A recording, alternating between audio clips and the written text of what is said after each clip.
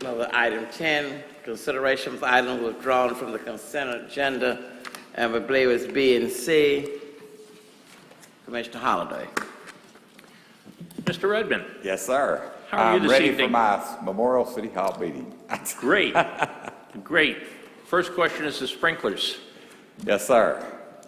We do not have a bid on that, and let me tell you why. We have had 3 sprinkler companies come in and look at it, something that they have all brought to our attention, and not to always be the bearer of bad news.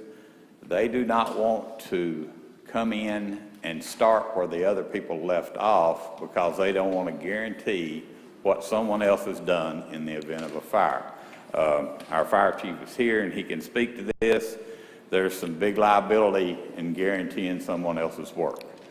So what that means is they want to rip it all out and put it brand new. Oh. Okay. So I understand that from their perspective. Yes, I sincerely do. I do too, and I mean, I have not talked to Scott about this, but John and I are going to have a meeting with Scott next week, and I know Scott's anticipating this greatly, but we're going to talk to him about maybe getting a test on what's there. If it passes and the fire department says it's good, maybe giving them some sort of letter on what's there so we can go on from there, because we're all the way up to the 3rd floor with a 4-inch pipe. If they have to tear all that out, we're already gone through walls that have been finished and painted.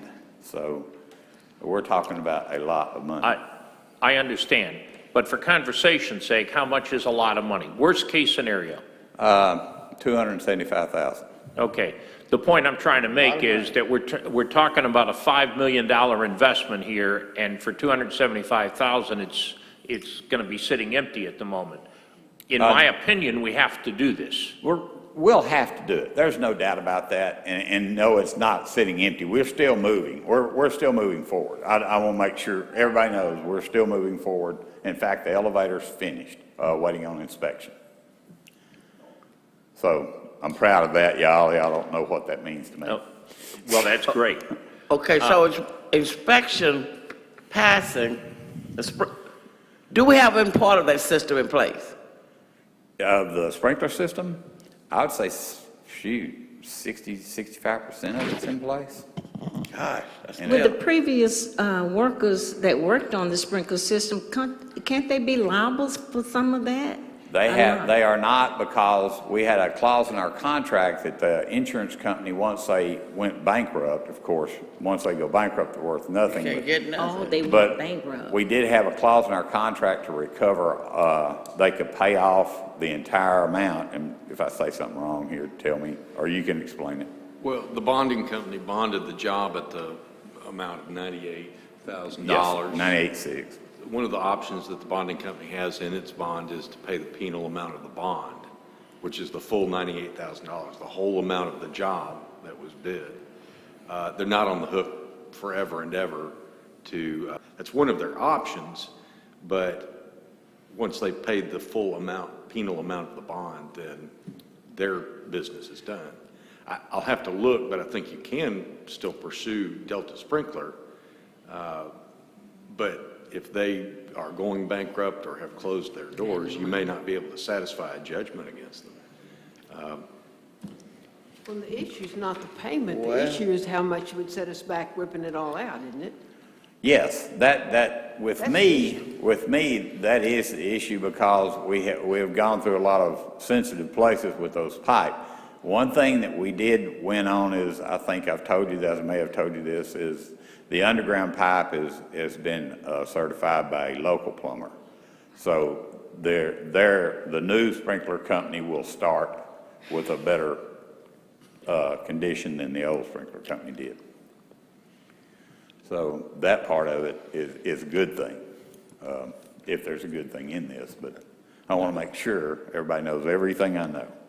So what? Okay. Where we stand? What's our option? Well, here's where we stand. As soon as we get these sprinkler companies that come in, and we have had one come in and give us some pretty reasonable prices, but the price was still over $50,000. We've had one come in for $79,000, okay? Now, that's with a letter of indemnification, I guess is what you call it, on the present system? I'm sure you're basically going to negotiate a limited warranty. Right, But- right, exactly. Because they don't want to be, if something happens, a fire breaks out.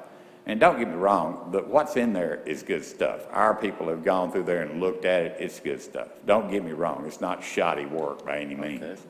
But, you know, just from the liability standpoint, they're talking about ripping it out, putting in brand new, or their stuff. And more than likely, they're going to have all that pipe there, you know, and I'll do everything I can to get them to give us a discount on using that pipe again. I mean, it's ridiculous, but it's frustrating is what it is. Yeah. So Jackie, you've had quotes for 75,000, you said? 79,000. And the bonding agency's gonna give us 98,000?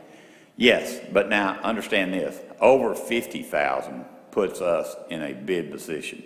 Scott's looked into it and he can't find us any kind of relief from state law on bidding over 50,000 in this situation.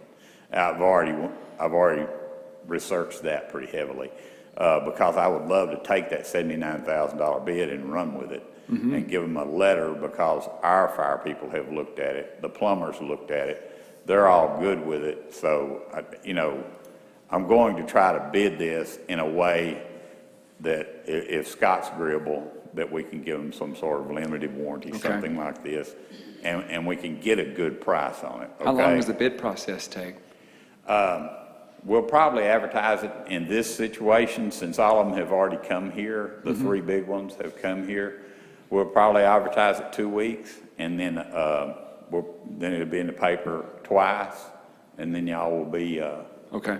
y'all will vote on it for me. And I may have to ask you to come into commission to approve their contract. So if the contractor agrees to accept that letter certifying what's already been done, and they do it for 75,000, and we get a check for 98,000, it's not that bad of a, It's not that bad. Of a loss. I mean, we've lost money, but it's not that much money. But where okay? were you coming up with the 275,000 if they have to come in and rip it out? If they have to come in, rip it all out, and he asked for worst case scenario. But they don't That's like the letter. Worst case scenario. if they don't like the letter saying they're not liable for what the other company, is that Right. If we do give them such a letter, and I'd have to make sure the fire department's agreeable with that, and Scott's agreeable with that. So basically a hold harmless letter.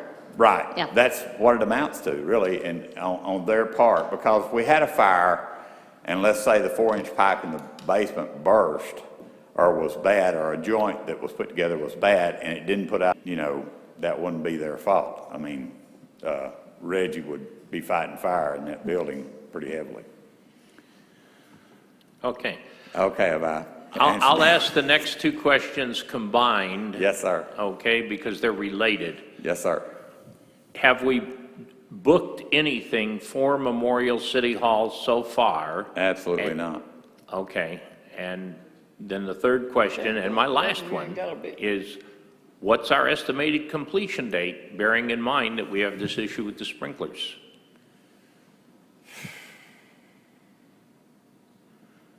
Well, you know, I've been put on this spot several times, and I'd love to tell you next December, because I don't want to miss again, because every time it seems like I say, something blows up in my face. I used to ask you if we were going to have this ready by Memorial Day. Yeah, you did, and I appreciate that, you bringing that up. Let's see. If we get this sprinkler problem solved, and they can come in and we can do, like I would like to see us do, get an indemnification or whatever, or limited warranty, whatever we want to call it. We can do that. The sprinkler company just comes in and finishes the rest of it. I'm saying the end of March, maybe 1st of May. That would be my shot. Okay. My final question is for Mr. Rechtenwald. Considering that we're talking about the potential for a hold harmless agreement and indemnification of the new sprinkler company, worst case scenario, if we had a fire in that building and we had to the new sprinkler company and we, heaven forbid, lost lives in it, is our insurance for the city going to cover us? I would have to look into that, Commissioner Halliday. I don't know. It's Okay. You see where I'm coming from? Sure. Otherwise, the city is on the hook for this if we're giving it to them, and That's true. before I'd approve an indemnification, I'd want to know the answer to that question. Yeah. Okay, that's not an urgent question, it's,